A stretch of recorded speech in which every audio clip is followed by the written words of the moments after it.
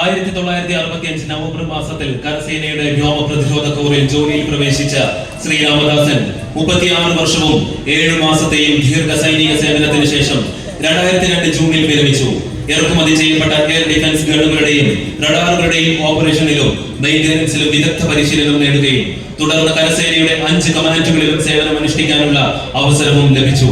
1971 ഇന്ത്യ പാകിസ്ഥാൻ യുദ്ധത്തിലും 1999 കാർഗിൽ യുദ്ധത്തിലും പങ്കെടുത്തിട്ടുള്ള ലഫ്റ്റനന്റ് കേണൽ രാമദാസൻ ഒരു മികച്ച നീന്ത വിദഗ്ധൻ കൂടിയാണ്.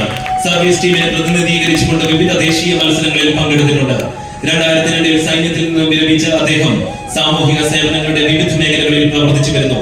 വിരമിച്ച സൈനികരുടെയും കുടുംബാംഗങ്ങളുടെയും ക്ഷേമത്തിനായി പ്രവർത്തിച്ചു വരുന്ന അഖില ഭാരതീയ പൂർവ്വ സൈനിക സേവാ പരിഷത്തിന്റെ സ്ഥാപക പ്രസിഡന്റായി 7 വർഷം സേവനമനുഷ്ഠിച്ച അദ്ദേഹം ഉദ്യോഗാർത്ഥികൾക്ക് സൈന്യത്തിൽ ചേരാൻ സൗജന്യ പരിശീലനം, സ്കൂൾ കുട്ടികൾക്ക് മോട്ടിവേഷൻ ക്ലാസുകൾ എന്നിവയും ചെയ്തു വരുന്നു.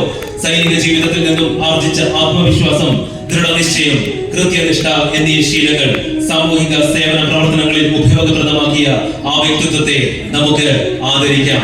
Lieutenant colonel K Ramadas retired. അദ്ദേഹത്തെ പൊന്നാടി അണിയിച്ച് ആദരിക്കുന്നതിന് വേണ്ടി സുഹൃതം ഭാഗവത യജ്ഞ സമിതിയുടെ നാരീശക്തി ശ്രീമതി പ്രസന്നകുമാരി അവരുടെ നിറഞ്ഞ സ്നേഹത്തോടെ വേദിയിലേക്ക് ക്ഷണിക്കുന്നു.